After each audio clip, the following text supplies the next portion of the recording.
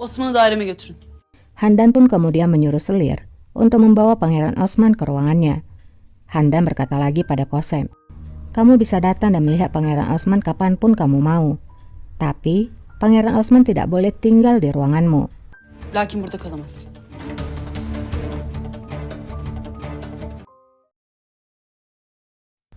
Di sisi lain, Dervish pun keluar dari ruangan raja.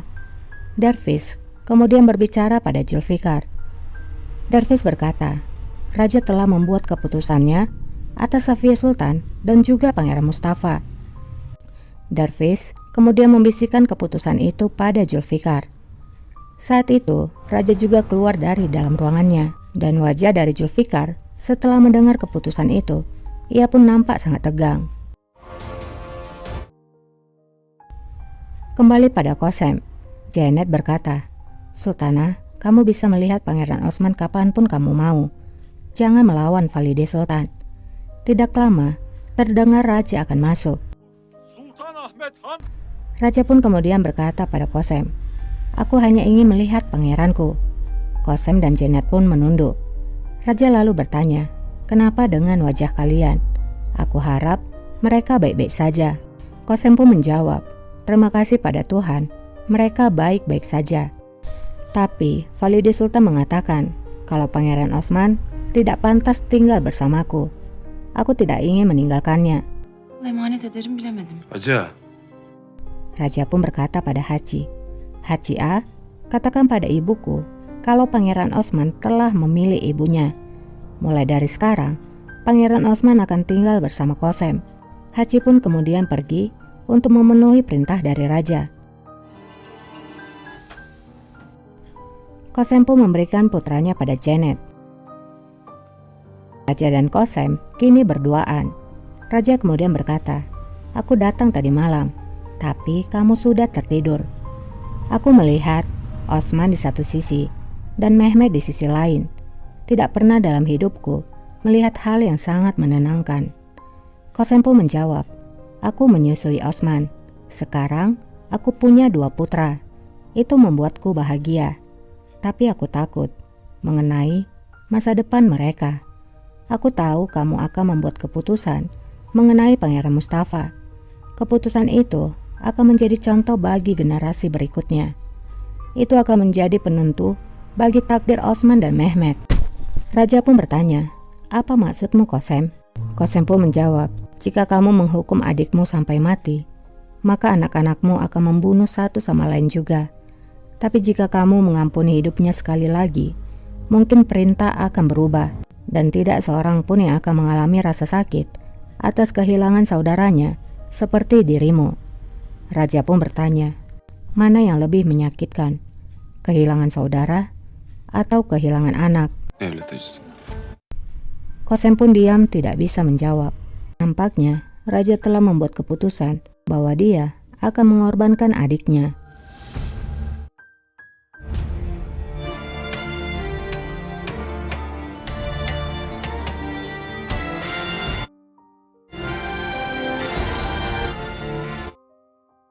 Qasem mengunjungi penjara. Qasem kemudian masuk ke dalam sel Safiyah. Safiyah berkata, "Aku telah menunggu dirimu. Akhirnya kamu di sini. Bicaralah Mahpekar, Qasem. Aku mendengarkanmu." Qasem pun menjawab, "Kamu sudah terlambat. Seharusnya kamu mendengarkanku sejak awal. Aku telah memberikanmu kesempatan untuk memperbaiki kesalahanmu. Tapi kamu memilih mengirimku ke kematian." Safiyah pun menjawab, "Aku bertanya-tanya bagaimana kamu bisa melarikan diri dari Algojo." Qasem pun menjawab, "Namaku adalah Qasem. Kamu tidak bisa menghancurkanku dengan mudah. Kamu berpikir kamu tidak akan bisa dikalahkan. Tidak seorang pun bisa menggantikanmu. Tapi disinilah kamu sekarang, di dalam penjara yang gelap dengan jiwa yang menderita." Safiyah pun berkata, "Apakah emas tidak akan berharga jika ia masuk ke dalam lumpur? Aku adalah Safiyah Sultan. Dimanapun diriku, hal itu tidak akan berubah." Kita beralih ke sisi lain. Mustafa yang sedang tertidur kemudian didatangi oleh seekor burung. Ia pun terbangun dan akan mendekati burung itu.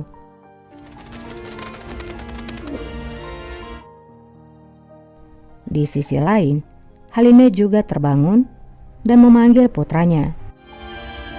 Mustafa. Meskipun masih belum pulih, Halime bangun dan mencoba berjalan. Ia ingin menemui putranya. Nampaknya ia merasakan hal buruk akan menimpa putranya. Mustafa.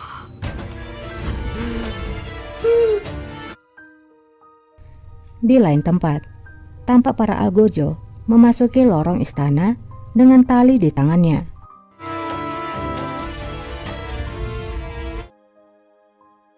Kembali pada Kosem. Kosem pun bertanya, "Terkadang aku bertanya-tanya mengapa hal ini terjadi. Mengapa kita tidak menjadi teman saja daripada menjadi musuh? Tapi itu tampaknya tidak mungkin, karena sejak aku kecil, aku tidak pernah mematuhi siapapun. Sama seperti dirimu, kita sama. Karena itu, kita tidak akan pernah bisa berteman." Safie pun menjawab, "Ya, itu benar. Kamu sudah merasakan anggur kekuasaan. Anggur itu adalah keduanya, madu dan racun. Sekali merasakannya, cukup membuatmu tidak akan pernah bisa membuatmu kembali. Apakah matahari dan bulan menggantung di langit di waktu yang sama?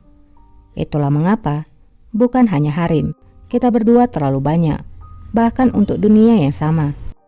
Kosem pun menjawab, "Jawabanmu sudah nampak jelas."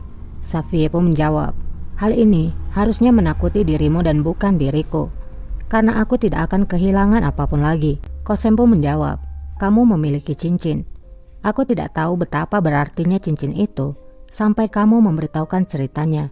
Safie pun berkata, "Kamu bisa mengambilnya dari jariku, tapi cincin ini mendapatkan maknanya hanya dengan pemiliknya." Kosem pun menjawab, "Akulah makna dari cincin itu." Anta kendisi. Kosem lalu keluar dari dalam sel Safie. Bulbul kemudian berbicara, "Sultan aku, Safie Sultan adalah seorang valide sultan. Kamu tidak bisa mengeksekusinya. Jangan melakukannya. Jangan melakukannya. Kumohon. Kumohon Sultan aku." Sultanım!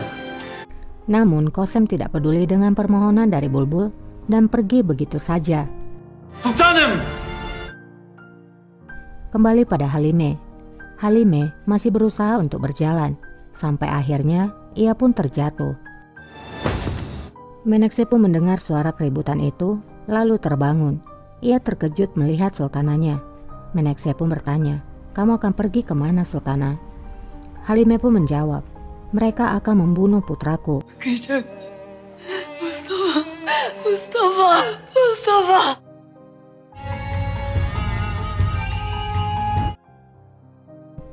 Kembali pada Mustafa, ia pun berusaha menangkap burung itu.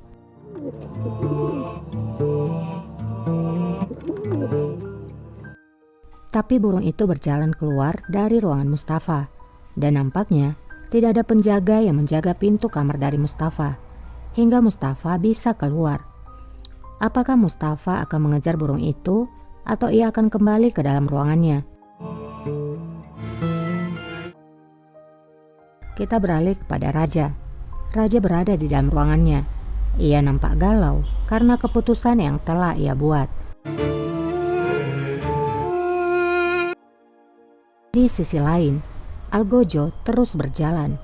Mereka pun akhirnya masuk ke dalam ruangan, di mana ruangan itu adalah ruangan dari Mustafa. Kemudian mereka pun menutup pintunya. Apakah kali ini Mustafa masih bisa selamat? Sayangnya, episode 15 pun berakhir. Buat yang suka dengan kelanjutannya, boleh dong di-subscribe dulu, supaya setiap kali Mimin upload video terbaru, kalian dapat notifikasinya. Terima kasih buat yang sudah subscribe, dan terima kasih juga buat yang sudah like dan komen. Jangan lupa buat share video ini, supaya Mimin makin semangat. Semoga kita selalu dalam lindungan Tuhan. Buat yang lagi berjuang, tetap semangat ya. Dan bila ada salah kata, mohon dimaafkan. Sampai jumpa, bye.